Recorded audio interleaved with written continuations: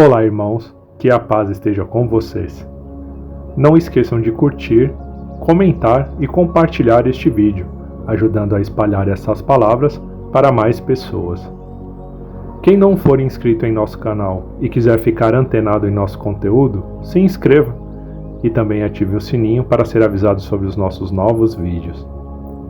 Neste vídeo, o palestrante Divaldo Franco falará sobre a mensagem "Não deixe a tua luz debaixo do alqueire", ou seja, não esconda o que é bom. A bondade precisa ser mostrada para todo mundo e assim contagiar quem estiver ao redor.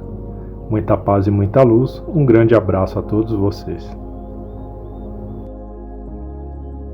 Senhoras, senhores, queridas irmãs, queridos irmãos espíritas, jovens, caras amigas e amigos que nos acompanham pela web TV Mansão do Caminho e por outros órgãos da internet, nossos votos de muita paz. Profundamente sensibilizado, reconhecendo não merecer, agradeço a ternura e a bondade para com o velho trabalhador. Nas tradições de Israel, consta que havia dois grandes sábios, 100 anos antes de Jesus. Certo dia, um jovem acercou-se do primeiro e perguntou-lhe: eu gostaria tanto de conhecer as tradições dos livros sagrados, porém, como meu tempo é muito curto, eu dedicaria o espaço de tempo em que pudesse ficar de pé no sopé. O sábio Rabi meditou e respondeu sorrindo ao jovem: mas, para que eu pudesse explicar-lhe os livros sagrados, eu necessitaria da minha vida, da sua vida e da vida do tempo, para que você pudesse penetrar na beleza da imortalidade. O jovem sorriu, agradeceu e foi adiante. Procurou outro mestre de nome Hilel e, acercando-se do sábio, fez-lhe a mesma proposta. Eu sei, e todos me dizem que a vida é indestrutível, mas eu gostaria que você me ensinasse tudo aquilo que existe nos livros sagrados da nossa tradição. Porém, no tempo breve de que eu disponho, enquanto eu ficar de pé no sopé. Hilel sorriu e, olhando aquele jovem que já era o futuro que havia chegado, pediu-lhe para que tomasse a postura. E o jovem ergueu uma perna e, com grande expectativa, aguardou a revelação. Hilel disse-lhe: ama, e silenciou. E o jovem perguntou: mas só isso? Só isso? Mas tudo aquilo que tem nos livros? Tudo aquilo é explicação disso. Quem ama já não necessita, mas quem não ama necessita de palavras, de argumentos e de repetidas lições. Mais tarde, 100 anos, uma estrela polar desceu à terra para dizer que o amor é o eterno sol que brilha interiormente nas almas, porque ele vem diretamente do Criador, do cosmo e da vida. Esse homem incomparável, Jesus, foi muito além das palavras. O apóstolo João afirma que todos os livros da humanidade seriam insuficientes para conter tudo o que ele falou. e meditando profundamente em 7 décadas de reflexões, esse homem cada vez mais se me avulta no mundo íntimo, não apenas pelo que disse, sobretudo pelo que deixou de dizer. Talvez a palavra mais penetrante em determinadas situações da vida seja o silêncio. Porque a palavra que esclarece, que ilumina, também confunde e atormenta. E não foi por outra razão que a figura incomparável desse Rabi Galileu permanece ainda hoje desafiando, na orientação de uma das maiores psicanalistas do século passado, a doutora Hannah Wolff. Ela tem a oportunidade de dizer que Jesus não é tão somente o grande homem de Nazaré, mas é o maior psicoterapeuta da humanidade. Enquanto a humanidade procura sanar as consequências da insensatez, Jesus vai ao âmago da questão para impedir que a insensatez apareça no homem. E por isso mesmo, aquela doutrina que antes era parte da teologia universal, abandonou os mistérios e veio brilhar como esta lâmpada da palavra de Marcos, colocada à vista de todos, na condição de ser o propugnador da ética da paz. A sua mensagem é de uma profundidade de natureza terapêutica como jamais se pôde imaginar. E podemos ver esse homem sob os aspectos mais variados, desde o grande governador da Terra, já que ele é o próprio construtor do planeta, até aquele doce amigo das criancinhas, que se preocupava com as aves dos céus e a alvura dos lírios do campo. Ao enviar a sua mensagem na direção do porvir, de todos os porvires, ele estabeleceu como de condição sine qua non o verbo amar. Ama, sê tu quem ama, sê tu aquele que perdoa, sê tu aquele que olvida o mal para pensar somente no bem. E é exatamente esse amor que Spinoza, o extraordinário filósofo holandês, havia estabelecido na sua propositura judaica, mais tarde cristã e depois liberal, porque foi rejeitado por todas as igrejas, que a ética mais profunda que existe é a do verbo amar. Quando Allan Kardec estabeleceu a caridade como a base da plenitude da criatura humana, demonstrando que somente através da caridade o indivíduo atinge o estado luminoso, ele se salva das suas próprias paixões, ele atinge o estado de individuação. Estabeleceu que essa caridade é o amor na sua mais elevada manifestação. Por isso rogo escusas por não filosofar. Na abençoada tarde de hoje, ouvimos páginas enriquecedoras de beleza filosófica, páginas arrancadas da sabedoria do tempo, na área da psicologia, na área da sociologia e, sobretudo, do pensamento de libertação das nossas mazelas. Pedirei licença para contar uma história de amor, dessas histórias que marcam a alma da gente com o ferro em brasa da realidade. Ela era tão pobre, vivia num dos recantos mais miseráveis da cidade do Salvador, na Bahia. Quando eu a conheci, era muito jovem e ela, uma senhora madura, afrodescendente. Ela procurava compreender a dificuldade que experimentava na segregação racial disfarçada.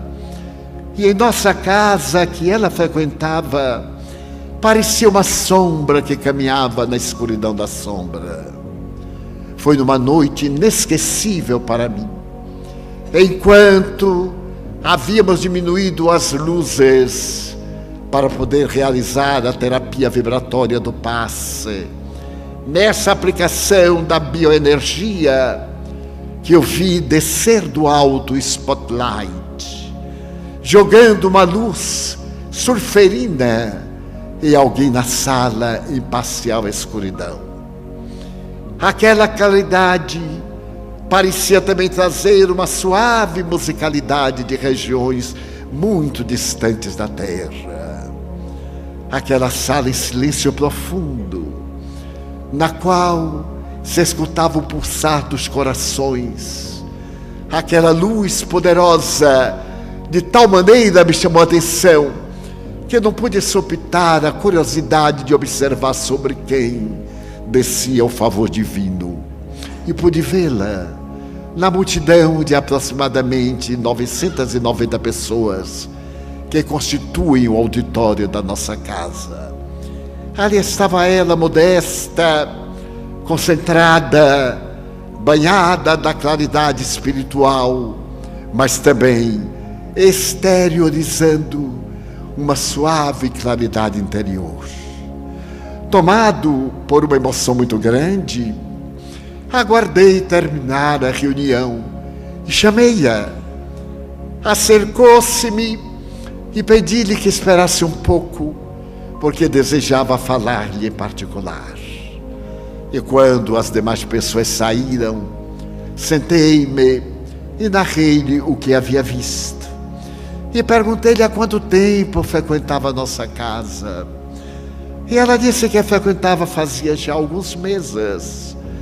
Havia experimentado uma enfermidade cruel e depois de tentar a cura dentro da medicina oficial, alguém recomendara que procurasse a terapia dos passes para ter as suas aflições diminuídas.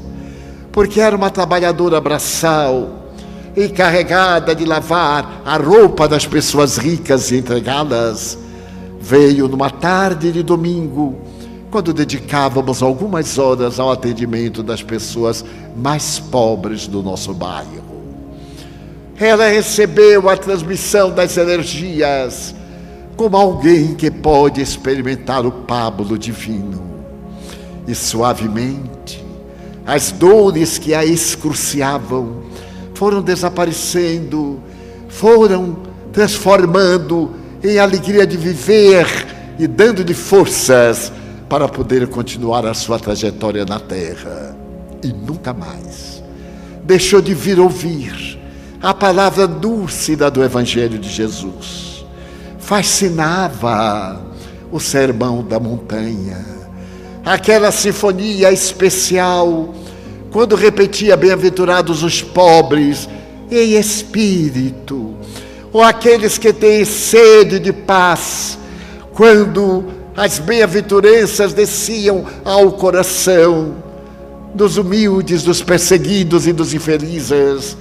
Ela, no silêncio da sala, vertia lágrimas e orava a Jesus. O Espiritismo caiu-lhe no espírito como sendo um orvalho divino sobre terra ressequida e malsinada. Por isso frequentava, mas não desejava perturbar a ninguém. Vinha cedo e logo saía, porque morava numa região muito perigosa, nos alagados, na região dos pântanos da cidade do Salvador. Tornamos-nos amigos. O seu semblante sereno, ocultava uma paz difícil de se ver nas pessoas comuns. E foi dessa forma que eu a elegi como sendo amiga do meu coração. Passaram-se os anos, muitos anos, e certo dia, pela madrugada, bateram a porta de nosso lar, numa região próxima de sua morada. Era alguém que nos vinha pedir para visitá-la, porque estava despedindo-se do corpo. Vítima da tuberculose pulmonar, ela desejava falar-nos pela última vez no corpo físico. De imediato, rompemos a noite fria e demandamos a região dos pântanos desagradáveis e pútridos da cidade famosa.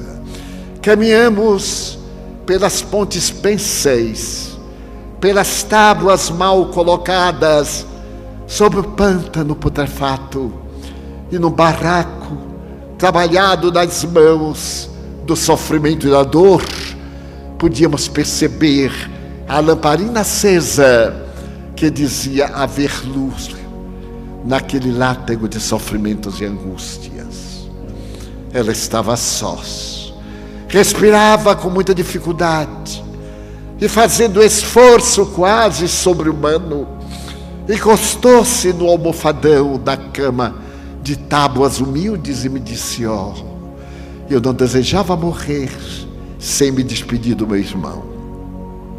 Olhei-a, ela estava mais bela do que nunca, porque estava com o anjo da morte abraçando-a na preparação do grande voo. De quando em quando tossia, e um filete de sangue escorria-lhe pela boca retorcida pelo sofrimento. Então ela disse: "Irmão Divaldo, os católicos têm o hábito de confessar-se para receber o perdão de Deus através do seu pastor. Mas nós aprendemos no Espiritismo a confessar-nos com Deus, e eu já o fiz. Mas gostaria de dizer-lhe algumas palavras, porque tenho um grande pedido a lhe fazer." Eu estava por demais comovido e procurava fotografar cada palavra, cada respiração, cada hausto de dor daquele semblante macerado em que o anjo da morte desenhava a asfixia, mas também o sorriso de libertação. E ela me contou a sua história, que nunca me havia falado. Havia nascido no lar muito modesto. A sua avó havia sido escrava, e a sua mãe, quando ela nasceu, abandonou-a no lugar qualquer. Ela cresceu espontânea como o lírio do campo e se tornou uma mulher à cobiça dos leões devastadores e das serpentes destruidoras. E um dia foi violentada brutalmente, e jamais pôde esquecer. Porque depois da violência de que foi objeto, ela sentiu a presença da vida no seu ventre, e naturalmente todos recomendaram-lhe o aborto criminoso e perverso, ao qual ela se recusou, apesar de aparentemente ter o direito de matar, porque não desejara ser mãe, nem sequer permitida-se a alegria do primeiro convívio sexual. Ela se recusou a matar e procurou ajuda aqui e ali, não tendo tido a oportunidade sequer de encontrar uma vaga na maternidade Nita Costa, que na época era a única de Salvador. Deu à luz com uma aparadeira ali mesmo naquele barraco, e era um varão, era uma criança do sexo masculino. Ela olhou aqueles olhos penetrantes e sentiu uma ternura que somente o amor de Deus pode explicar. Acarinhou e beijou aquele corpo negro, pequenino, e jurou que dele fazia um cidadão. Ainda o preconceito, mesmo na cidade do Salvador, a cidade mais morena do Brasil, era compreensível e natural. E ela lutou. Lutou na profissão humilde de lavadeira. Lavadeira do Recanto da Lagoa do Abaeté, que hoje constituiu uma verdadeira organização dessas mulheres heróicas. E quando o menino alcançou a idade própria para frequentar a escola, ela colocou diante da possibilidade do conhecimento. Ela era analfabeta, mas havia aprendido a ler a linguagem dos corações. Aplicava passes e as suas mãos despediam chispas de luz, especializando-se em atender cânceres, quando eles afloravam na pele e se transformavam em pústulas, ou ranceníase, que muitas vezes dilacerava os corpos que nós ambos visitávamos no hospital da cidade. E assim a vida exigiu que ela colocasse numa escola particular, porque no bairro não havia nenhuma escola pública. E ela redobrou os esforços. E o filhinho se tornou um verdadeiro Apolo negro da sabedoria popular. Ao terminar a fase fundamental, ele disse: mamãe, eu gostaria tanto de ser médico. Não sei por que eu nasci para ser médico. E ela, sorrindo, contando com as suas próprias necessidades, acariou o filho no momento de ninar e se disse a si mesmo: tu o serás. Eu venderei a minha alma ao amor para de te fazer um apóstolo da saúde dos miseráveis como nós. E começou a fazer acarajé, que é um alimento africano que caracteriza a mentalidade baiana. Durante as tardes, ia vendê-lo na cidade, às portas do grande elevador que liga a alta à cidade baixa. E à noite trabalhava na sua velha tradição de lavar roupas, de enxugá-las ao sol e ao vento da Bahia e entregá-las recebendo uma modesta remuneração. E o filho fez aquele curso intermediário na época chamado científico. Chegou o momento do vestibular e, não podendo pagar nenhuma lição adicional, o filhinho devotou-se a estudar dia e noite, à luz de lamparina e vela, naquele lugar de putrefação, onde mais de 100 mil pessoas ainda hoje expungem os sofrimentos nas provações e nas expiações dolorosas. E nunca, dizia ela, entre uma crise e outra de hemoptise, e nunca ela esperou que ele pudesse entrar na faculdade de medicina, a primeira do Brasil e considerada a mais famosa do século passado. Até o dia que ele chegou e disse: mamãe, eu passei no vestibular. Para dar uma ideia, eram aproximadamente 2.000 candidatos para 20 vagas. E as dificuldades eram quase insuperáveis. Ela lhe havia ensinado as primeiras letras do amor a Deus, mas ele era resistente à certeza da imortalidade.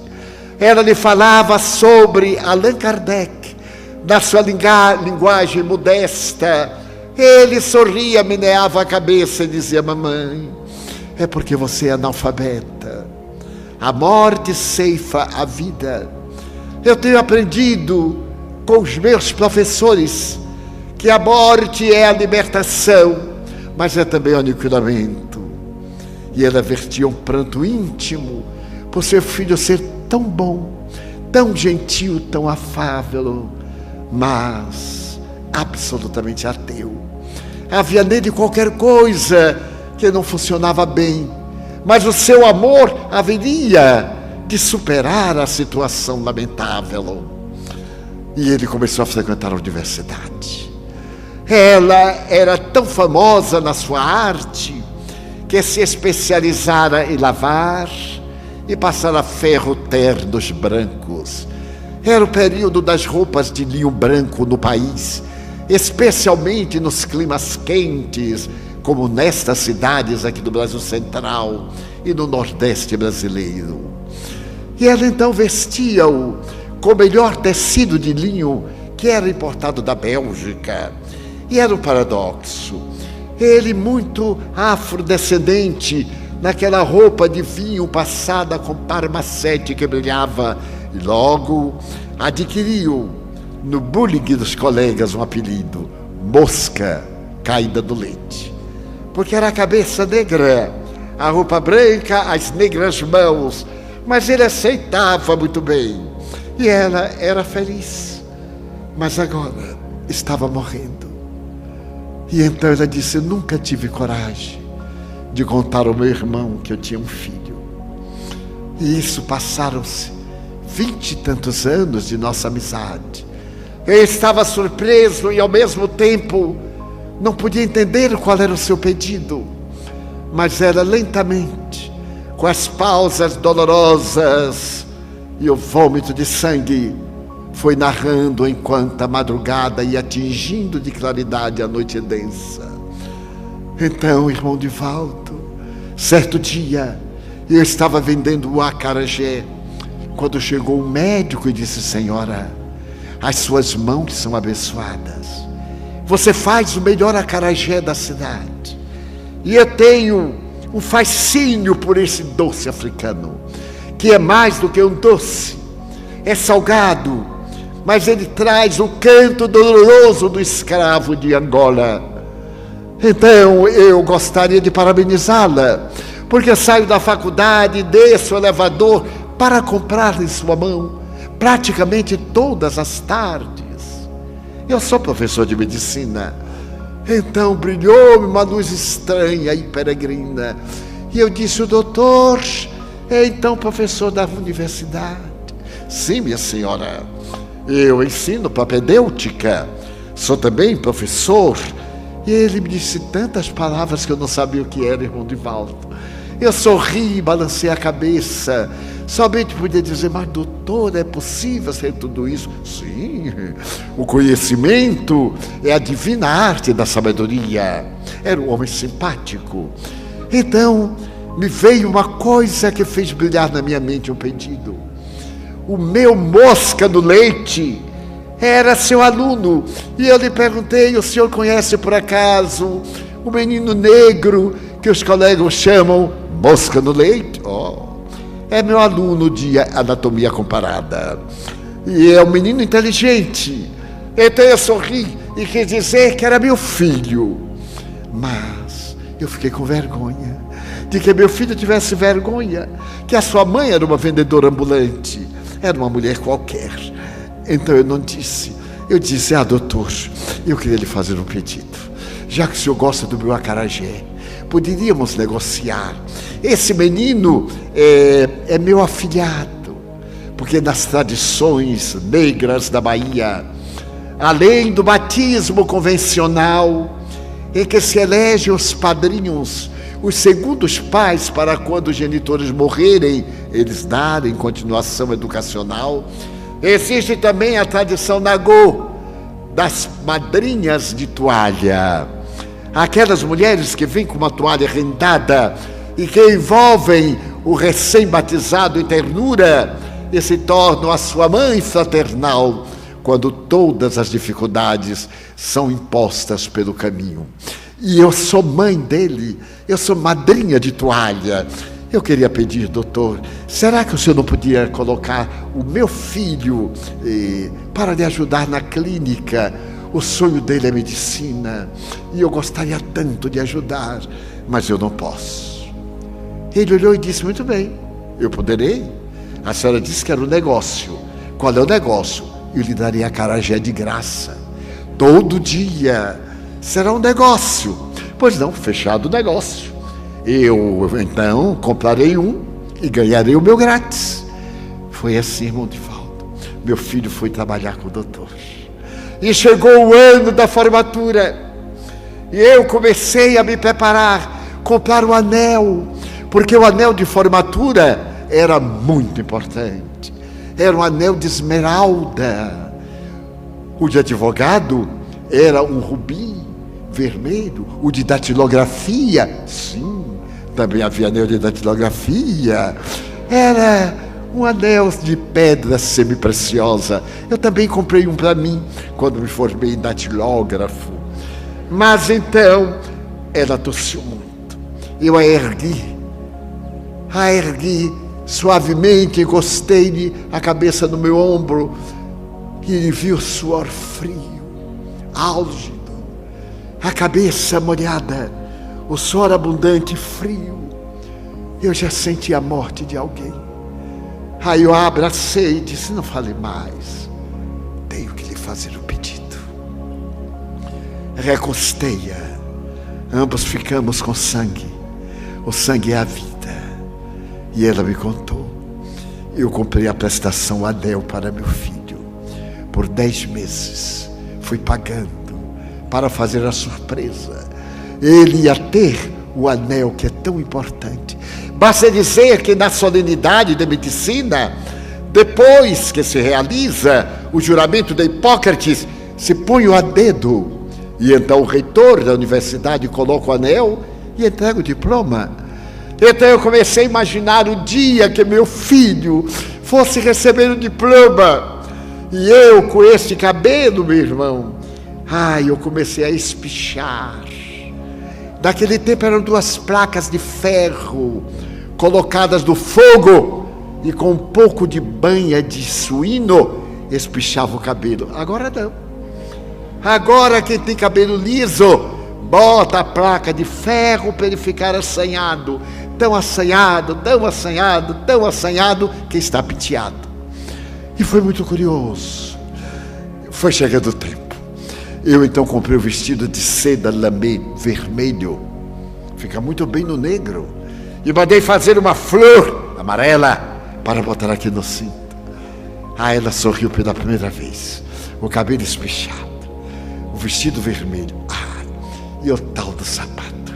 Eu só usava tamanco. Tamanco aquele holandês, porque ficava chique numa baiana de saia rendada. Mas aí eu comprei o vestido e 2 pares de sapato. Um para treinar, porque aquele salto é uma punição que Deus colocou embaixo do pé da mulher. E então eu quebrei vários saltos, mas aprendi a andar e comprei aquele que eu ia usar, atravessar a sala com a minha mosca no leite, botar o anel no dedo e olhar para todos os brancos. Era o primeiro médico negro da turma e dizer que negro também é gente. Irmão Divaldo, como Deus é bom. Não é verdade? Eu não podia falar. Estava com a voz estrangulada. Mas então eu pude perceber que aquele spotlight desceu também na madrugada sobre aquele catre. E eu comecei a ouvir uma canção que dizia mais ou menos assim: rasgaram-se os véus da noite, novo dia resplandece, viajor descansa em prece ao lado da própria cruz. No horizonte rebrilha uma aurora matutina, pois que a morte descortina dia novo com Jesus. Era um coral infantil que invadira e que cantava recebendo a alma justa no seu momento de voltar à pátria, de deixar a roupa e voltar à sua realidade. Então, meu irmão, contratei o táxi para nos levar. Na véspera, eu estava naquele pedaço de espelho. Era um pedaço de espelho preso a um dos paus da casa humilde. E eu me penteava. Podia ver a porta do quarto. quando meu Deus, meu filho, lindo, abriu os braços à porta e disse: mamãe, amanhã é o grande dia. Eu sorri, com um pedaço de pente, eu disse: eu sei, meu filho. Mas eu fiquei olhando ele pelo espelho, e ele disse: mamãe, eu tenho 2 pedidos a lhe fazer. Você é a rainha dos anjos. Quando eu vejo você falar de Jesus e de Deus, eu até me comovo, mas não posso acreditar, porque meu Deus é você, mamãe, que também é o meu anjo. Eu queria lhe pedir uma coisa, mas a minha vida mudou muito. Eu lá na clínica do meu mestre passei a frequentar também o seu lar e ser aceito pela família. E a sua filha apaixonou-se por mim, começou a namorar. É uma moça branca de olhos azuis. Será um escândalo na sociedade. Ela, loura, casasse comigo, mas nós estamos noivos. Eu não quis lhe contar, mamãe, para você não se preocupar. Então eu olhei para o meu filho e perguntei: você é noivo? E você vai casar com ela, branca? Sim, mamãe. E loura. Mas não é muito importante. Eu não ia lhe falar agora. E o pedido que eu lhe vou fazer, o primeiro é este: amanhã eu queria lhe pedir para que você não fosse à minha formatura. Irmão Divaldo, ainda agora a voz me falta. Meu filho tinha vergonha de mim. Eu olhei para ele e disse: não se preocupe, meu filho, eu até lhe agradeço. Eu estava imaginando ter que atravessar aquilo e você me libera. Muito obrigado. Muito obrigado. Mamãe, você não se importa? Eu sei que você mandou fazer um vestido. Ah, meu filho, fica para outra ocasião. Que bom. E quem vai atravessar a sala? Minha noiva, mamãe. Vai ser apresentada à sociedade. A senhora sabe que meu futuro sogro é considerado um mestre. Ele agora é reitor da universidade. E vai ser o momento máximo da nossa vida. E eu não queria que ninguém lhe humilhasse, porque estava ali a melhor sociedade de Salvador. E sabe que as pessoas são impiedosas. Eu queria lhe poupar. Você entende, não é, mamãe? Sim, meu filho. Eu entendo. Eu entendo. E o segundo pedido, meu filho? Mamãe, eu, nesses últimos dias, levei para o meu apartamento, lá na casa do meu futuro sogro, o que eu tinha de melhor. O resto você dá aos pobres, aqui mesmo. E queria dizer que eu não vou voltar mais aqui a este bairro miserável. Não vou voltar, mamãe. Eu tenho vergonha de morar aqui. Você não faz ideia do meu constrangimento. No meio desta gente, mamãe. Eu queria também lhe pedir que, se por acaso você adoecer, você não precisa ir ao meu consultório. Eu vou lhe dar o meu cartão com o meu número de telefone. Você me telefona, mamãe, e eu virei cá. Porque o meu consultório, bem, a clínica, o meu sogro passou para mim. E é uma das melhores clínicas da cidade. E você não ficaria à vontade indo lá. Então eu virei aqui, meu filho, minha mãezinha. Eu olhei para meu filho e as lágrimas não se negavam a cair. Quanta vergonha ele tinha da minha miséria, da minha dor, da minha pobreza. Eu que o amava tanto, mas é natural. Ele é meu filho, ele é tão jovem. Nós aprendemos com a velhice, meu irmão. A velhice ensina. Então eu disse: fique tranquilo. Pobre não tem doença. Pobre só tem 2 doenças, meu filho. É bronquite e diarreia. Eu mesmo tenho bronquite. Tenho aquela febrezinha pela manhã, aquela febrezinha à tarde. Então eu tomo chá de sabugueiro. Mamãe, você está... o médico disse que é tuberculose, meu filho. Mamãe, porque você me disse só agora. Meu filho, eu não queria perturbar você estudando, mas não faz mal, isso passa. À tarde vem aquela febrícula. Não se preocupe, sim, me conte mais. Eu não irei não, meu filho. Você acha que eu vou acertar aqueles buraquinhos do telefone? Não, eu irei aqui no posto de saúde. O que é mais, meu filho? Mamãe, não sei.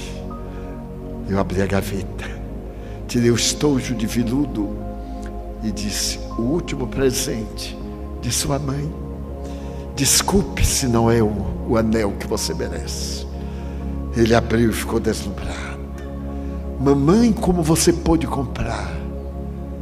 10 meses, meu filho. Eu gostaria que já tivesse um dos melhores anéis. Ele então se dobrou, mas não me beijou no rosto. Ele beijou na cabeça. Ele tinha talvez asco do meu rosto.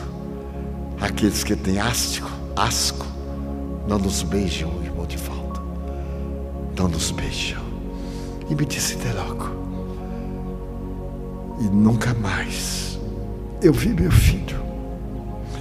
Aquele baú tem os recortes de jornal. Ele é famoso. E me disse o nome dele. Eu tive um choque, eu conhecia. Era realmente muito famoso. Ela disse: abra-lhe o baú. Estavam os recortes que os amigos traziam, que ela ouvia falar das revistas. Estava ali tudo guardado. Então ela começou: irmão Divaldo, ele vai saber da minha morte, porque os vizinhos vão contar. E ele vai saber que o irmão esteve aqui. Ele sabe que eu sou como sua mãe. E ele vai querer saber o que é que nós conversamos. O meu pedido: diga a meu filho que eu amei até a hora da morte e vou amar depois que morrer. Não existe morte. E essa luz que é o Espiritismo não pode ficar embaixo do alqueire, tem que ficar no velador com a lanterna. O irmão, diga que eu amo. Diga que eu amo. E se ele perguntar se eu tinha alguma mágoa, diga que não. Como é que eu posso ter mágoa de meu filho? Ai, os olhos ficaram parados. Ela parou a respiração e a cabeça tombou. Teve então as grandes convulsões. Estava afogada do sangue. Eram 5 horas da manhã. Eu bati na porta de um outro casebre. Tiramos o cadáver, colocamos embaixo de uma mangueira e tocamos fogo no casebre para evitar qualquer contágio. Sepultamos-la no cemitério dos pobres, chamado Baixa de Quintas. Mas sepultamos com dignidade. Levamos um buquê de rosas e levamos os seus irmãos de fé espírita, aqueles que não têm vergonha da verdade e que não escondem a luz, porque ela deve brilhar. Passaram-se os dias. Nessa época, eu atendia as pessoas que faziam uma fila ou sentavam-se. Eu ficava em pé e de uma a uma vinha. Ficávamos até a madrugada, naquelas noites memoráveis do atendimento fraterno, quando ainda não havia o recurso da técnica psicológica de hoje. E numa daquelas noites, talvez 3 semanas depois, eu vi o médico e me lembrei dela se ultimando, o olhar esgazeado, o sangue asfixiando-a. Eu amo meu filho.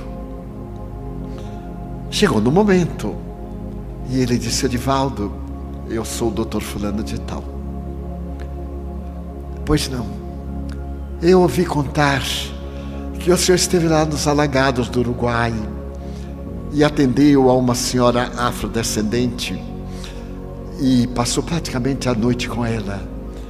tem fundamento? E eu digo, olha, eu costumo ir muito lá no bairro, porque lá está o nosso material humano, onde nós fazemos a fraternidade. Eu sempre vou. Não, é coisa recente, uma tuberculose. Eu digo, sim, eu estive realmente na casa de uma tuberculose, muito minha amiga que frequentava aqui o centro. Eu disse, pois é, eu soube que ela conversou muito com o senhor. Eu disse, coisas de última hora, eu vim aqui lhe fazer um pedido. O senhor poderia me dizer o que é que ela lhe falou? Eu digo, doutor, não falou nada de importância. E eu gostaria de saber se o senhor tem algum parentesco com ela. Não tenho. É que amigos me falaram e eu a conhecia também. Eu a conhecia, ela era vendedora de acarajé, pois não? Eu digo, pois sim, era vendedora de acarajé. Eu tenho interesse particular na história da vida desta mulher. Eu sou antropólogo. Eu estou fazendo o levantamento dos escravos na Bahia. E nós aqui tivemos o maior contingente. O senhor sabia que vieram 12 milhões de negros do oeste da África para cá? Eu digo, não são 12 milhões. E que os 2 maiores portos foram o Porto de Galinhas, no Recife, e aqui a Baía de Todos os Santos. Eu digo, muito obrigado pela informação. Pois é, e ela me é muito peculiar, porque ela era portadora do crânio lombrosiano. Eu digo, o crânio lombrosiano. E o que é o crânio lombrosiano? Ele me explicou, eu sabia mais ou menos. Eu digo, Lombroso, pai. É. E ele explicou, muito complicado. E eu ouvi, pois é, eu tenho interesse especial com ela. Por isso eu gostaria de saber, para fazer uma análise. Eu digo, mas o que ela me falou não tem nada a ver com antropologia.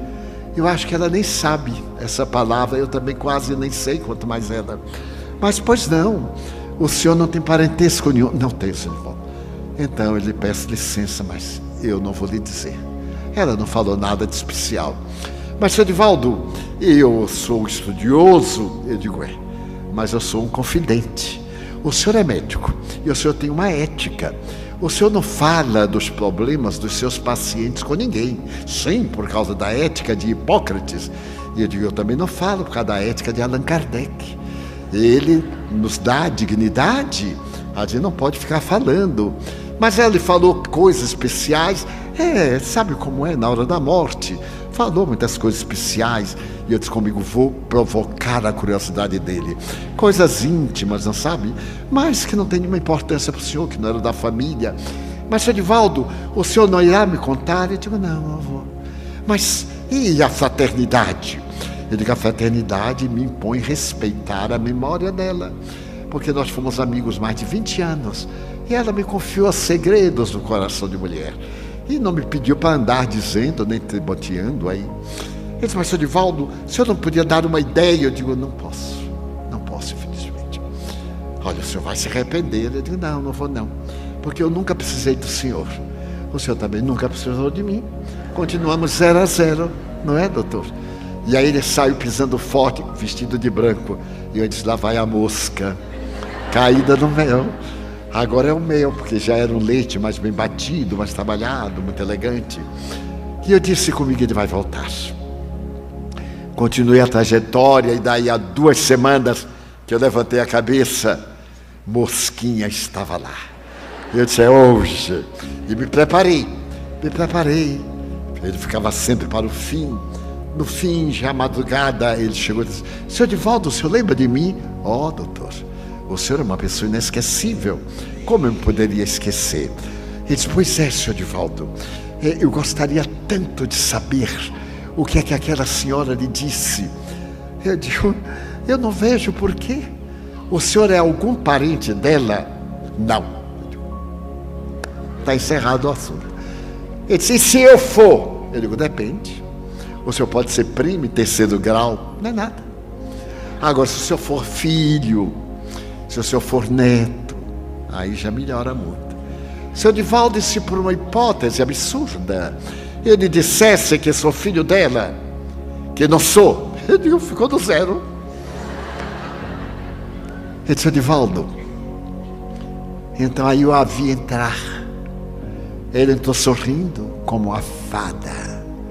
aquelas fadas de Walt Disney, aquele vestido de caça de luzes, aquele olhar transparente e doce, vestida à moda irlandesa, com aquela gola dobrada, enrolada, aureolada de uma peregrina luz, mas o rosto era o mesmo. Ela chegou e me disse: aí está meu filho, seu Edivaldo. E eu disse mentalmente: se ele não me disser que é seu filho, eu não digo o que a senhora me falou. Ela sorriu, e então Mosquinha me olhou e disse: Edivaldo, mas eu vou lhe confiar um segredo. Eu disse: pois não, eu sou filho dela. Eu digo: filho carnal? Carnal. Eu digo: ela me disse realmente que tinha tido um filho, a quem amou com as veras do coração. E então eu entrei na faixa psíquica dela, e uma onda de ternura me invadiu por aquele homem frio, indiferente e pedante. E eu senti nele uma criança. E eu lhe disse com a voz embargada, que era a voz de sua mãe. Ela me disse que o amou até o momento final. A última palavra que saiu dos seus lábios foi: meu filho. E ela me pediu para lhe dizer isto. Mas, seu Edivaldo, ela contou alguma coisa especial? Pediu que, se algum dia o senhor ou alguém me procurasse, que eu dissesse que ela amou muito ao filho. Viveu na memória do filho. E como eu sou espírita e sou médium, quero lhe dizer que ela está aqui comigo, confirmando que tem um amor profundo pelo Senhor. Nunca deixou de o amar. Então aquele homem pôs a mão no meu ombro, mais alto do que eu, e com a voz embargada me disse: eu sou um miserável. Eu tinha vergonha de minha mãe, tenho vergonha da minha epiderme. Será que Deus, o seu Deus, me perdoa? Eu disse: doutor, o nosso Deus não lhe vai perdoar, porque o nosso Deus ama. O perdão faz pressupor uma mágoa antes, mas Deus não tem nenhuma mágoa do Senhor. Deus nos ama. Então ele simplesmente abre a porta do coração. Então ele pegou as minhas duas mãos e disse: ensine-me a amar a Deus como uma mãe tentou. Desde que ela morreu, eu perdi a paz, porque eu sou uma das coisas piores do mundo. Eu sou um filho ingrato. Eu disse: não, o senhor é apenas um filho inexperiente. Eu também sou filho. Eu sei como essa trajetória da vida é louca. E ele voltou. E ele me perguntou: como é que eu me posso reabilitar? Construindo no terreno da casa de sua mãe, em que o senhor nasceu, um pequeno laboratório para os pobres do bairro. E uma vez por semana o senhor vai atender, em homenagem a ele. Ele apresentou minha esposa, uma mulher admirável, superior a qualquer contingência. Então ele abriu um ambulatório pequeno no bairro. Veio trabalhar em nosso ambulatório para entender os infelizes do nosso bairro, que é um bairro cujas adjacências têm 400.000 pessoas. E o nosso posto médico, aberto à dor, sem que nós perguntemos de onde se vem, o que deseja, porque ali não se pergunta o que se quer, mas sempre temos o que dar, em nome da luz que está no velador. Essa é a história da Mãe Negra. Mas a vida é muito peculiar. E quando eu era funcionário público, eu trabalhava o expediente das 11 às 18 horas. E às 15 horas havia o momento do lanche. Nós saíamos para tomar um ar, para a merenda. E como a nossa repartição ficava na rua mais elegante da cidade, a Rua Chile, Eu sempre caminhava um pouco, olhar as vitrines, fazer uma merenda. E um dia, eu estava caminhando lentamente quando ia alguém à minha frente e eu vi que a pessoa titubeou, balançou, eu avancei e a pessoa caiu. Eu segurei. A pessoa desmaiou nos meus braços, eu me encostei à parede e a pessoa arriou. Uma pessoa, quando perde o controle, pesa mais do que normalmente. Derreou e ambos ficamos parados ao chão. Ele tinha tido uma síncope. Então eu fiquei aturdido e passou um táxi, eu pedi para parar. Falei com o chofer desceu, colocamos no automóvel e eu disse: para o primeiro hospital, com pressa e cuidado. O chofer, muito baiano, disse: se é com pressa, não tem cuidado. Se é com cuidado, não tem pressa. Eu digo: com pressa e cuidado. Abra tudo que for sinal. E olhava para trás, o homem morto. Eu digo: bem. E de repente eu vi um hospital, eu digo: pare ali. Ele parou, eu saltei correndo e fui falar com a atendente. Ela estava lixando as unhas. Naquela hora eu cheguei e disse: senhorita, eu estou trazendo uma pessoa ali no carro que desmaiou. E eu não sei se está vivo ou morto. Você poderia mandar um enfermeiro ver? Ela, com negligência, disse: seu parente? Eu disse: não, não é meu parente. O senhor vai fazer o depósito, porque aqui para morrer no hospital primeiro tem que pagar, morre depois. Eu digo: não, eu nem sabia, só quero saber se já morreu ou se não morreu, porque se morreu eu vou levar para o Nina Rodrigues para uma necrópsia, e se não morreu, aqui é o hospital. Ela, bem diferente, disse: o senhor se meteu numa, hein? Eu digo: mas minha filha, nunca mais se meta nessa. Quando vem cair, salte por cima. Não é seu parente, não é nada, vai se meter nisso. Eu disse: mas não é possível que uma moça tão bonita possa ser tão cínica. Eu não posso acreditar. Ela disse: mas a vida é assim, é cada um por si. Mas neste momento eu vi entrar um cavalheiro delgado, respeitável, e ela escondeu a lixa. Não tinha ninguém, aí apareceu um funcionário, apareceu outro. O poder é uma coisa notável. Aí eu vi que o homem era poderoso. Aí eu apareci também, corri e disse assim: o doutor é... sim, o diretor do hospital. Eu digo: doutor, eu estou com uma pessoa morrendo ali no carro. Caiu da rua, assim, junto de mim, eu peguei e trouxe. Eu pedi ali a funcionária para me dar alguém. Ele bateu palmas, mas saiu tanta gente das salas. Eu não sei se estavam desencarnados ou encarnados, mas foi aquele corre, e aí já apareceram com a maca. Eu desci a escada correndo e o médico, rápido, desceu, disse: é uma parada cardíaca, e já botou na máquina, e subiu com a maca. Venha também. Eu também subi, não entendi nada, mas eu subi. Ele disse: espere-me aqui. Eu fiquei, e levaram para lá. Uns 20 minutos depois ele veio e disse assim: ele voltou à lucidez, sem nenhuma sequela cerebral. Ele teve um vágado, teve outro, mas não teve anóxia cerebral. Olha, ele quer lhe conhecer. Ele perguntou: o que eu trouxe ao hospital? Eu digo: não, senhor, eu não tenho tempo, eu vou voltar para o trabalho. Ele disse: não, mas ele quer lhe conhecer. Eu digo: faça favor, eu não quero conhecê-lo, eu não quero mesmo. Ele disse: mas seu nome? Eu disse: Divaldo Franco. Ele disse: mas seu Divaldo, ele quer lhe conhecer para agradecer. Eu digo: mas não precisa, eu não fiz nada, ele caiu, eu estava ali, segurei e trouxe correndo. Eu vou agora ver o táxi, que ele vai pagar mais do que o meu salário, porque a rodinha continuou, né? Eu me esqueci de mandar o homem parar. Aí eu desci correndo, e quando o chofer falou o preço, eu digo: menino, louvado seja Deus. Ele disse: mas quem era o homem? Aí eu contei, o chofer disse: aí o senhor fez por caridade? Disse: caridade.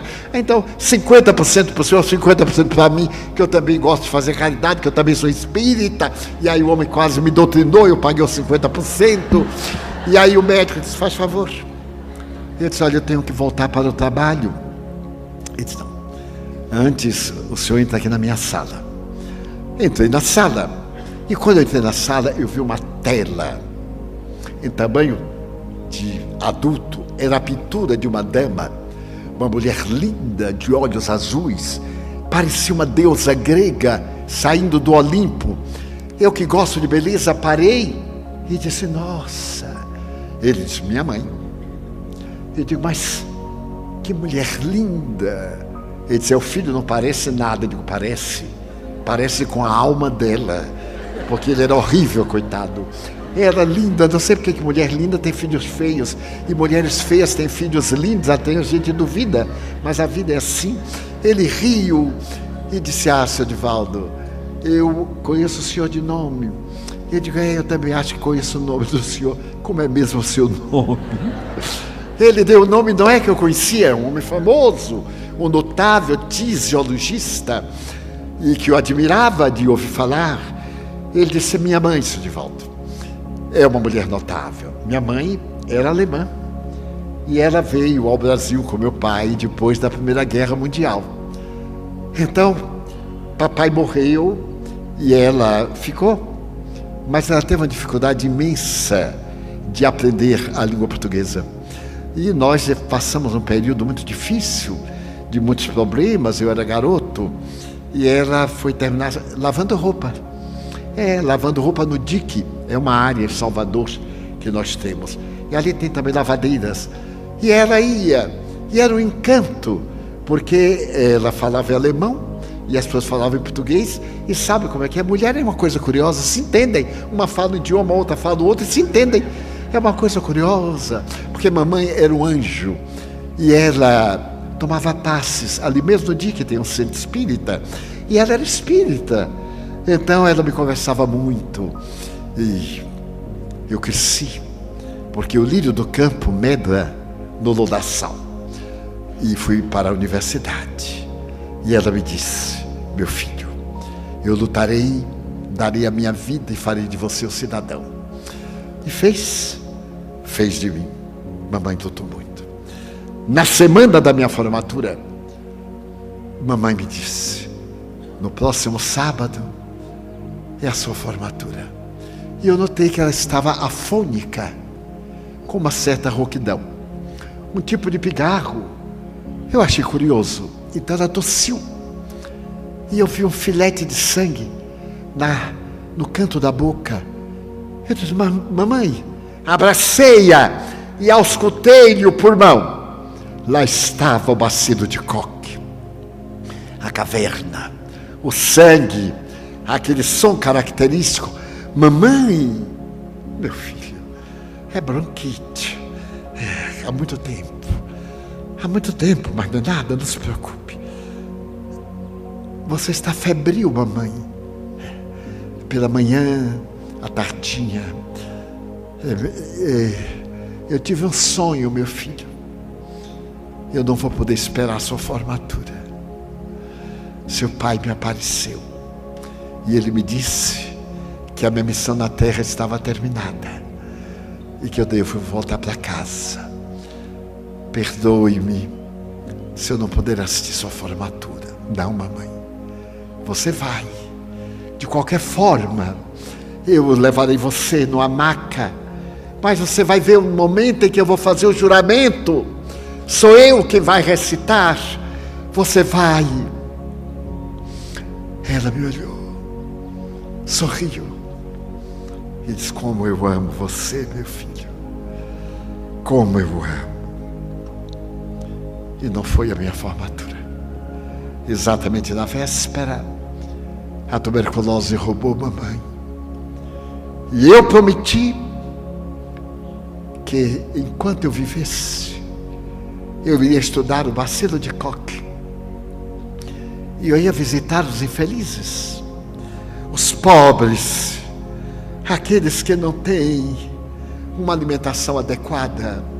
Porque é a doença da miséria, é a doença de um contágio terrível, mas hoje perfeitamente combatida com ácido isonicotínico. O senhor sabe, não? Eu digo, eu tenho uma ideia.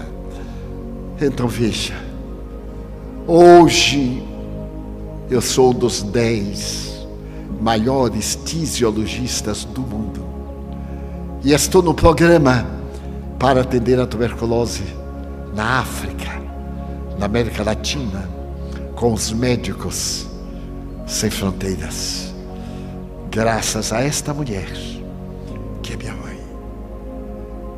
E eu sei que o senhor é médium. Ela está aqui. Eu digo, Não a vejo, talvez esteja, mas ela deve ter atingido um nível de espiritualidade muito alto. Mas pela pintura, ele disse: esse é de volta. Muito obrigado por ter trazido o paciente. Eu não direi nada a ele. Eu saberei manter o sigilo. Deu-me um abraço. E eu então, que já entendia do amor, dessa arte do amor a que se referia o nosso Dr. Juan Danilo, esse amor que vai pelas fibras da ternura, que parece ser o ar que respiramos. A mim me parece que se a vida não tiver um sentido de solidariedade, não é vida, é vegetação. Se nós não pudermos realizar o sonho de Gabriela Mistral, que ganhou o Prêmio Nobel de Literatura com o poema Servir, tudo serve. Serve o ar, serve a água, serve o vento, serve a vida. Então nós estamos na terra para servir. E aquele que não vive para servir ainda não aprendeu a viver. Porque a verdadeira felicidade, escreveu Victor Hugo no seu inolvidável Os Miseráveis, a verdadeira felicidade não consiste em reter, mas em dar. E aquele que nada tem para dar, pode dar-se no silêncio da oração, numa dessas noites de angústia que todos nós passamos, em que a solidão vem com seu terrível tripóide de amargura e nos faz verter lágrimas que não descem pelos olhos, e nós dizemos: Senhor, faze de mim instrumento da tua paz. Onde houver dor, que eu seja saúde. Onde houver amargura, que eu seja esperança. Onde houver desgraça, que eu seja alegria. Onde houver abandono, que eu seja apoio. Onde não houver ninguém, que eu seja o nome do teu nome, tocando docemente os corações. Então o verdadeiro objetivo da vida é amar. É por isso que a doutrina espírita, a segunda volta de Jesus, tem como base essencial o amor. Espíritas, amai-vos. E exatamente ao seu lado instruí-vos. Disse-nos um amigo na sua exposição desta tarde: é necessário intelectualizar-se para saber o sentido profundo do amor. Allan Kardec falou que a reencarnação tinha por objetivo intelectualizar a matéria, fazer que essa aglutinação de moléculas, que são a energia condensada, ao desagregar-se, volte à mesma composição do fóton, da integração molecular do átomo. Energia somos, energia condensada, geladas vivemos, para voltar à energia pensante, que é o espírito imortal.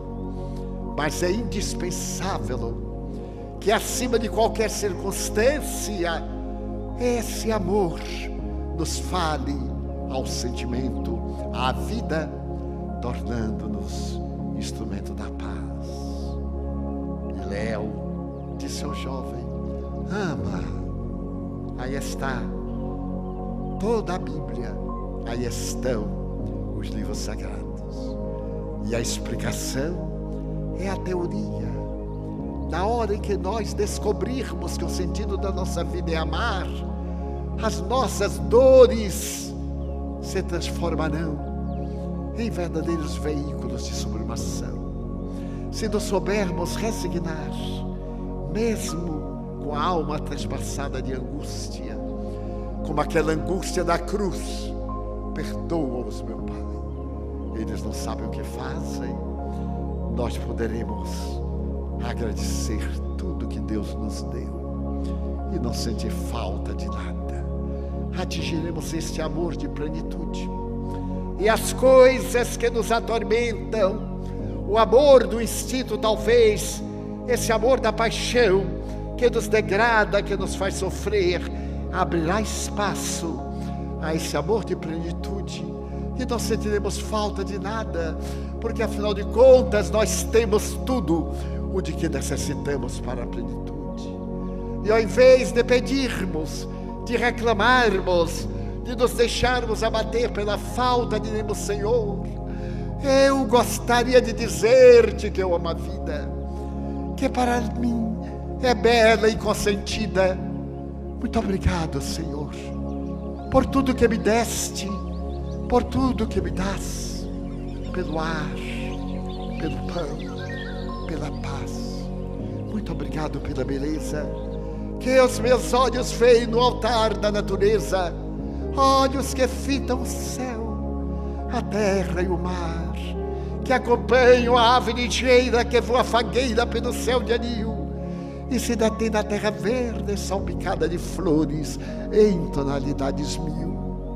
Muito obrigado, Senhor, porque eu posso ver meu amor, mas diante da minha visão eu detecto na terra os que andam na escuridão, que não podem enxergar, e por eles eu sei que se debatem na solidão, que tropeçam na multidão, mas que depois desta lida na outra vida, eles também contemplarão. Muito obrigado, Senhor, pela minha audição, pela minha faculdade de ouvir, por oportunidade de sentir, e graças a esta possibilidade, eu encontro na terra os que são surdos e que não podem a música sentir. Eu sei que um dia, depois desta lida noutra vida, a melodia angélica sentir. Muito obrigado pela minha voz, pela voz que ama, pela voz que declama, pela voz que legisla, pela voz que é uma canção. E o teu doce nome repete em sentido oração, pela minha faculdade de falar, pelos que sofrem de afasia, eu quero rogar, porque eu sei que depois desta dor, do teu reino de amor, eles poderão cantar. Obrigado pelas minhas mãos, mãos que aram, mãos que semeiam, mãos que agasalham, mãos de ternura, mãos que libertam da amargura, mãos que apertam mãos, mãos de sinfonias, de poesias, de psicografias, de sinfonias, pelas mãos que atendem a velhice, a dor, o desamor, pelas mãos que no seio embalam o corpo de um filho alheio sem receio, e pelos pés que me levam a andar sem reclamar. Obrigado, Senhor, porque eu posso caminhar diante do meu corpo perfeito. Eu te quero louvar, porque eu vejo na terra aleijados, amputados, marcados, paralisados, que se não podem movimentar. Eu oro por eles, porque eu sei que depois desta expiação, na outra reencarnação, eles também bailarão. Obrigado por fim, pelo meu lar. É tão maravilhoso ter um lar. Não é importante se é uma mansão, se é uma favela, se é um bangalô, se é um duplex, se é uma vila miséria. O importante é que dentro dele exista a figura de amor, de mãe, ou de pai, de mulher, ou de marido, de irmão ou de amigo, a presença de alguém que nos dê a mão, porque é muito triste viver na solidão. Pelo menos a companhia de um gato ou de um cão, mas se eu a ninguém tiver para me amar, nem um teto para me agasalhar, ou uma cama para descansar, nem aí reclamarei, porque eu te quero dizer que te amo a ti. Agradeço a ti porque nasci. Muito obrigado, Senhor, pelo teu amor.